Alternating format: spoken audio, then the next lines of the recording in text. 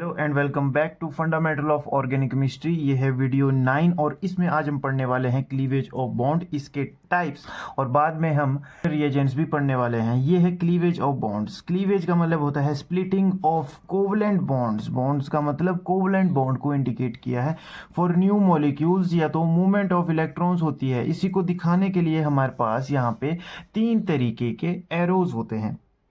सबसे पहले है कर्व एरो नोटेशन, जो कि मूवमेंट ऑफ इलेक्ट्रॉन्स को दिखाता है फ्रॉम रिएक्टेंट टू प्रोडक्ट। जैसे हमारे पास वाटर है और HCl है, तो इसमें ये जो एरो इंडिकेट कर रहा है, इस एरो का मतलब है कि इसने इन दोनों इलेक्ट्रॉन्स को अपने पास खींच लिया, जिसके चलते हाइड्रोजन अकेला हो गया। और इस एरो का मतलब है कि हाइड्रोजन को यहाँ पे बॉन्ड कर लिया गया, जिसके चलते यहाँ पे हमारे पास हाइड्रोनियम आयन मिल गया और यहाँ पे क्लोरीन हमारे को अलग से मिल गया। दूसरे की बात करें तो हाफ हेडेड एरो का मतलब होता है जब भी बॉन्ड की स्प्लिटिंग होती है तो एक इलेक्ट्रॉन जब इस तरफ चले जाता है और दूसरा इलेक्ट्रॉन जब इस तरफ चले जाता है, तो हाफ एरो से हम उसको इंडिकेट करते हैं, जिससे फ्री रेडिकल की फॉर्मेशन हो जाती है। एग्जाम्पल के लिए जैसे हमारे पास यहाँ पे मीथेन है और यहाँ पे क्लोरीन है, तो सबसे पहले हाइड्रोजन और क्लोरीन ने अपना एक बॉन्ड बनाया और यहाँ पे ये जो हाइड्रोजन है और कार्बन के बीच में बॉन्ड है, इसका एक इलेक्ट्रॉन कार्बन के ऊपर रह गया और दूसरा इलेक्ट्रॉन हाइड्रोजन ने अपना वापस ले लिया, जिसके चलते उसने बॉन्ड बनाया और यहाँ पे एक फ्री रेडिकल बन गया। दूसरा एग्जाम्पल है यहाँ पे Cl2 का, जिसमें Cl और Cl दोनों में इलेक्ट्रॉन जब इक्वली डिवाइड हुआ तो यहाँ पे 2 फ्री रेडिकल हमारे को देखने को मिले। जो तीसरा एरो है ये रेजोनेंस हाइब्रिड के लिए यूज किया जाता है। ये 2 कंट्रीब्यूटिंग स्ट्रक्चर के बीच में प्रेजेंट होता है, जो कि इंडिकेट करता है 100% प्रॉपर्टी को, लेकिन उसको हम ड्रॉ नहीं कर पाते, तो इसका यूज वहां पे किया जाता है। अब टाइप्स ऑफ बॉन्ड क्लीवेज पढ़ लेते हैं। सबसे पहली है होमोलिटिक क्लीवेज, जिसके अंदर क्या होगा, कोवलेंट बॉन्ड के अंदर एक इलेक्ट्रॉन, आपको पता है 2 इलेक्ट्रॉन होते हैं, एक इलेक्ट्रॉन A के ऊपर चले जाएगा, दूसरा इलेक्ट्रॉन B के ऊपर चले जाएगा। जब स्प्लिटिंग होगी तो एक इधर दूसरा इधर, वही होमोलिटिक क्लीवेज होती है। फिर उसके चलते क्या होगा, फ्री रेडिकल की फॉर्मेशन होगी। फ्री रेडिकल क्या, यहाँ पे अनइवन या बोल सकते हैं ऑड इलेक्ट्रॉन काउंट। तो ऑड इलेक्ट्रॉन काउंट इसलिए है क्योंकि यहाँ पे एक ही इलेक्ट्रॉन है और यहाँ पे भी एक इलेक्ट्रॉन है, बाकी तो पेयर के फॉर्म में प्रेजेंट होते हैं। दूसरा टाइप है हेट्रोलिटिक क्लीवेज। इसके अंदर क्या होगा, breaking of bond where both shared pair of electrons are carried away by one of the atom. यहाँ पे A एंड B के बीच में 2 पेयर ऑफ इलेक्ट्रॉन्स हैं जो कि A के ऊपर आ जाते हैं और दूसरे केस में B के ऊपर आ जाते हैं। ऐसा क्यों हुआ, क्योंकि जब A मोर इलेक्ट्रोनेगेटिव था तो उसके ऊपर लोन पेयर आ गया, जब B ज़्यादा इलेक्ट्रोनेगेटिव था तो उसके ऊपर लोन पेयर आ गया। ये क्या करता है, lead to the formation of ionic species. आप देख रहे हो यहाँ पे ये आयोनिक स्पीशी की फॉर्मेशन करता है। अगर ये कार्बन के केस में हो तो पॉजिटिव चार्ज होने के चलते इसको कार्बोकटायन बोलेंगे और नेगेटिव चार्ज होने के चलते इसको कार्बन आयन बोलेंगे। अब नेचर ऑफ रिएजेंट के बारे में पढ़ लेते हैं। रिएजेंट आपको पता है एक ऐसा सब्सटेंस जिसके चलते जो केमिकल रिएक्शन है वो स्टार्ट होता है। तो आपको पता है एक केमिकल रिएक्शन के अंदर एक सबस्ट्रेट होता है जिसके ऊपर एक अटैकिंग रिएजेंट अटैक करता है, जिसके चलते सबस्ट्रेट जो होता है प्रोडक्ट बनाने के लिए कैपेबल हो पाता है और हमारे को एक प्रोडक्ट मिल जाता है।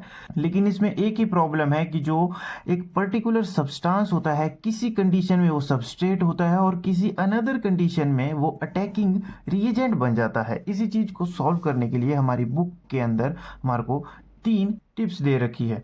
सबसे पहली है in organic plus inorganic substance. जहाँ पे ऑर्गेनिक और इनऑर्गेनिक दोनों है तो उसमें क्या होगा, ऑर्गेनिक हमेशा सबस्ट्रेट होगा और इनऑर्गेनिक हमेशा अटैकिंग रिएजेंट होगा। जैसे एग्जांपल के लिए यहाँ पे आइडो इथेन है, तो उसके बीच में यहाँ पे पोटेशियम हाइड्रोक्साइड है, वो अटैकिंग रिएजेंट की तरह एक्ट करेगा क्योंकि ये क्या है, इनऑर्गेनिक सब्सटेंस है, जिसके चलते हमारा रिएक्शन हो पाया।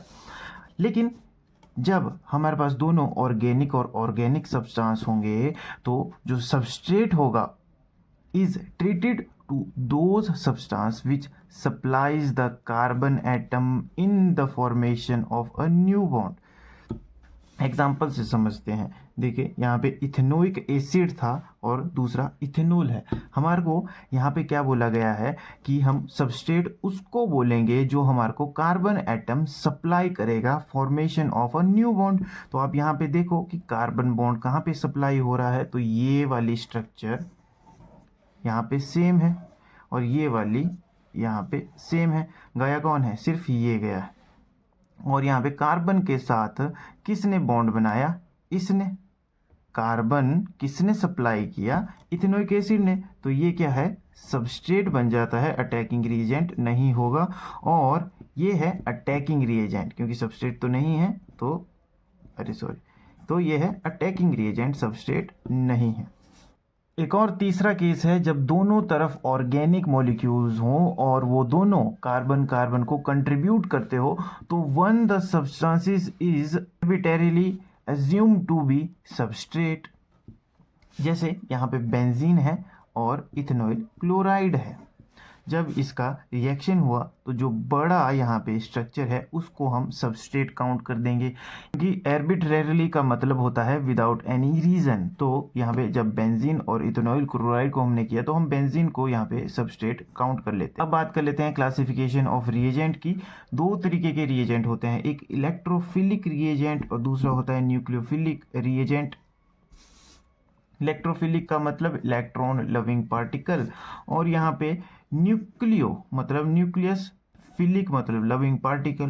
यहाँ पे क्या होता है? रिएजेंट जो होता है डेफिशिएंट होता है इलेक्ट्रॉन्स में, क्योंकि इलेक्ट्रॉन लविंग है, इसका मतलब है इसको इलेक्ट्रॉन्स चाहिए, इलेक्ट्रॉन जहाँ पे इसको मिलेगा उस तरफ ये दौड़ेगा, तो ये डेफिशिएंट होगा इलेक्ट्रॉन में। और यहाँ पे क्या है? न्यूक्लियस लविंग है, इलेक्ट्रॉन से कोई लेना देना नहीं है, तो क्या मतलब होगा? Reagent with lone pair of electrons, यानी कि लोन पेयर मतलब एक एक्स्ट्रा इसके पास जगह होगी इलेक्ट्रॉन्स के लिए। ये लुईस एसिड की तरह एक्ट करता है और ये लुईस बेस की तरह, क्योंकि लुईस एसिड की तरह ये भी वहाँ पे जाएगा जहाँ पे इसकी इलेक्ट्रॉन की डेफिशिएंसी को ये पूरा कर सकता है, और इधर ये बेस की तरह इसलिए एक्ट करता है ताकि इस अपने लोन पेयर को ये डोनेट करके स्टेबल स्ट्रक्चर बना सके, इसलिए ये लुईस बेस की तरह एक्ट करता है। ये क्या करेगा? Attacks a molecule at the point of high electron density. High electron की डेंसिटी पे क्यों अटैक करेगा? ताकि ये अपने इलेक्ट्रॉन की सफिशिएंट कर सके। और ये क्या करेगा? Attack at low electron density. Low electron इसलिए करेगा ताकि ये अपने इलेक्ट्रॉन्स के पेयर को डोनेट कर सके और लो से उसको हाई कर सके। अगर ये हाई में जाएगा तो वहाँ पे डोनेट करना मुश्किल हो जाएगा। अब इलेक्ट्रोफिलिक रिएजेंट के टाइप्स की बात कर लेते हैं। तो पॉजिटिवली चार्ज्ड भी होते हैं और ये न्यूट्रल इलेक्ट्रोफाइल भी होते हैं। एक बात समझने वाली है कि यहाँ पे पॉजिटिव और न्यूट्रल ही क्यों होते हैं, नेगेटिव क्यों नहीं होते? क्योंकि जो इलेक्ट्रोफिलिक रिएजेंट होते हैं हमने उनमें देखा कि डेफिशिएंसी होती है इलेक्ट्रॉन्स की, यानी कि चार्ज की डेफिशिएंसी होती है। तो आपको मैंने बताया है कि कोई भी एटम होता है जब भी उसके ऊपर चार्ज की डेफिशिएंसी होती है, इलेक्ट्रॉन्स की डेफिशिएंसी होती है, तो इलेक्ट्रॉन कौन सा चार्ज लेते हैं? इलेक्ट्रॉन्स नेगेटिव चार्ज लेते हैं। और यहाँ पे इसकी डेफिशिएंसी है तो उसके लिए पॉजिटिव चार्ज लगेगा। लेकिन यहाँ पे हम नेगेटिव नहीं लगा सकते। नेगेटिव का मतलब होता है कि यहाँ पे इलेक्ट्रॉन्स ज़्यादा प्रेजेंट हैं, और इस कंडीशन में, इलेक्ट्रोफिलिक कंडीशन में ऐसा नहीं होगा, क्योंकि इलेक्ट्रोफिलिक में क्या है? इलेक्ट्रॉन्स की डेफिशिएंसी है, तो इसलिए ये नेगेटिव में प्रेजेंट नहीं होता, न्यूट्रल में प्रेजेंट होता है। न्यूट्रल के अंदर नो चार्ज होगा, ये इसके एग्जांपल है। और पॉजिटिवली चार्ज के अंदर पॉजिटिव चार्ज होगा, जिसके अंदर ये आएंगे नाइट्रोनियम अंदर ही। अगर हम न्यूक्लियोफिलिक रिएजेंट की बात करें तो इसमें भी ऐसा है। नेगेटिव चार्ज इसलिए है क्योंकि इलेक्ट्रॉन्स ज़्यादा प्रेजेंट है, तो नेगेटिव चार्ज दे देते हैं। और न्यूट्रल भी होगा, लेकिन पॉजिटिव कभी नहीं होगा, क्योंकि पॉजिटिव का मतलब ये है कि इलेक्ट्रॉन्स की कमी है, और यहाँ पे कमी नहीं है, यहाँ पे लोन पेयर्स प्रेजेंट है, मतलब ज़्यादा ही है। तो यहाँ पे नेगेटिव इलेक्ट्रोफाइल के आप एग्जाम्पल को देख सकते हो, इनको आप याद कर लेना। और यहाँ पे न्यूट्रल न्यूक्लियोफाइल, यहाँ पे न्यूट्रल न्यूक्लियोफाइल के ये एग्जाम्पल रहे, एल्कोहल ग्रुप। फिर इसमें एक तीसरा पॉइंट भी आता है जो कि फ्री रेडिकल है, जिसको हम 1.16 के अंदर पढ़ेंगे।